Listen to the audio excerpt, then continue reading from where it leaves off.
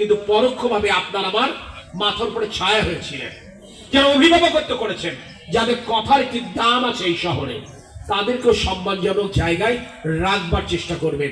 আপনার তোড়াটা ততটুকুই সুন্দর হবে যদি আপনি সেই তোড়ায় গোলাপ, গাঁদা এবং অন্যান্য ফুলের সমারোহ করতে পারেন। শুধু গোলাপ দিয়ে করলেও সেটা ভালো দেখাবে না, শুধু চন্দ্রমল্লিকা দিয়ে যদি আপনি করেন সুন্দর দেখাবে না, শুধু গ্ল্যাডিউলাসকে দিয়ে করলেও কিন্তু আপনাকে ভালো দেখাবে না। সকলের মত পথ, এইটাই জিয়াউর রহমানের রাজনীতি ছিল, উনি সকল মত পথকে একটি জায়গায় এনেছিলেন। আমি আমার কথা দীর্ঘ করব না।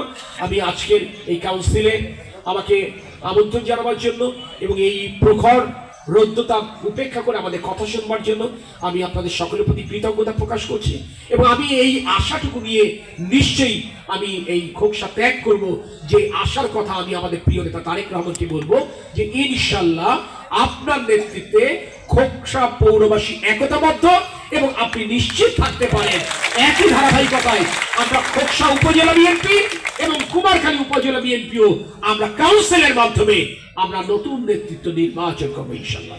আমি আমার কথা শেষ করছি। আল্লাহ হাফেজ। বাংলাদেশ জিন্দাবাদ, বাংলাদেশ জাতীয়তাবাদী দল জিন্দাবাদ, শহীদ রাষ্ট্রপতি জিয়াউর রহমান বীর উত্তম অমর হোক, দেশনেত্রী বেগম খালেদা জিয়া জিন্দাবাদ, আমাদের প্রিয় নেতা তারেক রহমান জিন্দাবাদ।